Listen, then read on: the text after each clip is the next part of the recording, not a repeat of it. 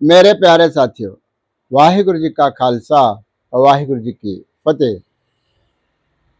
धन धन साहब श्री गुरु अर्जन देव जी महाराज की पावन वाणी श्री सुखमनी साहिब जी की लड़ीवार विचार चल रही है। आप बड़े प्यार से, बड़ी श्रद्धा से सुन रहे हैं, श्रवण कर रहे हैं। 7 अष्टपदियों की विचार हो चुकी है। आज 8वीं अष्टपदी की हम आरंभता कर रहे हैं, जो श्लोक से शुरू होती है, आरंभ होती है। 8वीं अष्टपदी के श्लोक के विचार आज करेंगे और जो आगे अष्टपदी के पौड़ियां हैं उसके विचार हम परसों से आरंभ करेंगे। 8वें अष्टपदी का जो श्लोक है उसके अंदर गुरु महाराज हमें यह निर्देश दे रहे हैं, ज्ञान दे रहे हैं, कृपा कर रहे हैं कि इस संसार के अंदर प्रभु परमात्मा का नाम जपते जपते जो आप स्वयं प्रभु रूप हो जाता है, ब्रह्म ज्ञानी हो जाता है, उस ब्रह्म ज्ञानी की अवस्था क्या है, उसकी निशानी क्या है और उसके लक्षण क्या है। कोई व्यक्ति ब्रह्म ज्ञानी है या नहीं, यह आपको अगर जानना है, कोई संत है, महापुरुष है, वह ब्रह्म ज्ञानी है या नहीं है, यह आपको जानना है, तो हमारे पास एक कसौटी है, एक पैमाना है, यह 8वीं अष्टपदी। ये 8वीं अष्टपदी का जो समुच्चा भाव है उसके ऊपर घटा करके देखना। अगर इस 8वीं अष्टपदी के अंदर ब्रह्म ज्ञानी की जो व्याख्या की गई है उस पर वो संत महापुरुष खरा उतरता है इस गुरबाणी पर, तो समझना वह ब्रह्म ज्ञानी है अथवा साधारण व्यक्ति है, साधु है। तो आओ हम चित्तवृत्तियों को एकाग्र करके 8वीं अष्टपदी का जो श्लोक है उसकी विचार करें। श्लोक इस प्रकार से आता है। श्लोक मन साचा मुख साचा सोए। गुरु महाराज इस श्लोक के अंदर फरमान कर रहे हैं कि जिस साधक का, जिस गुरुमुख प्यारे का जो मन है, उस मन के अंदर, मन के नन्हे को श्यारी है, व्याकरण के अनुसार इसका अर्थ है मन के अंदर सारा भाव होगा। जिसके मन के अंदर वह साचा प्रभु, साचा आप निवास करता है, या उसका जो नाम है प्रभु का वह निवास करता है। मुख साचा सोए।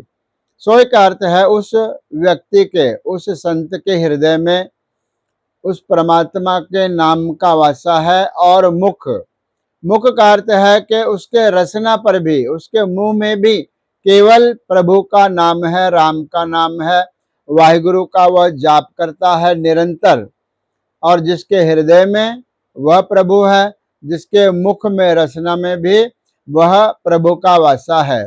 फिर कहते हैं अवर न पेखै एकस बिन कोय। और किसी और को देखे भी ना, नजर उठा करके, दृष्टि उठा करके। अवर न पेखे, किसी और को ना देखे। यहाँ पर किसी और को न देखे इसका भाव है कि एक अकाल पुरख परमात्मा के सिवा किसी देवी और देवता की आराधना ना करें, उनसे अपने मन के इच्छा को पूर्ण होने की अरदास ना करें, क्योंकि वो कुछ कर नहीं सकते। इसलिए अवर ना पेखे, किसी और को नजर उठा करके भी नहीं देखना, भावे वह कितना भी शक्तिशाली हो, भावे वह देवता हो, देवी हो, कोई भी हो, उनके तरफ देखे भी ना। एकस बिन कोय, एक के सिवा, केवल अकाल पुरख परमात्मा के सिवा यह व्यक्ति को, इस संत को, महापुरुष को कहीं पर भी नहीं देखना चाहिए। अगर ऐसे गुण उस व्यक्ति के अंदर है तो महाराज कहते हैं नानक यह लक्षण ब्रह्म ज्ञानी होए। यह एक लक्षण है, एक कसौटी है। गुरु महाराज ने इन 8 पौड़ियों के अंदर एक कसौटी रखी है कि ब्रह्म ज्ञानी कौन है, ब्रह्म ज्ञानी कैसा होता है, ब्रह्म ज्ञानी के लक्षण क्या है, ब्रह्म ज्ञानी क्या करता है और ब्रह्म ज्ञानी क्या नहीं करता है।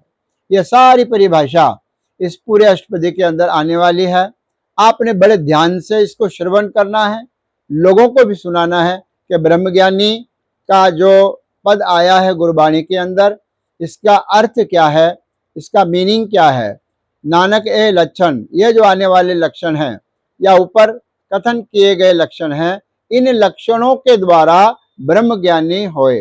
कोई व्यक्ति ब्रह्म ज्ञानी हो सकता है, कोई साधक ब्रह्म ज्ञानी हो सकता है, कोई संत ब्रह्म ज्ञानी हो सकता है।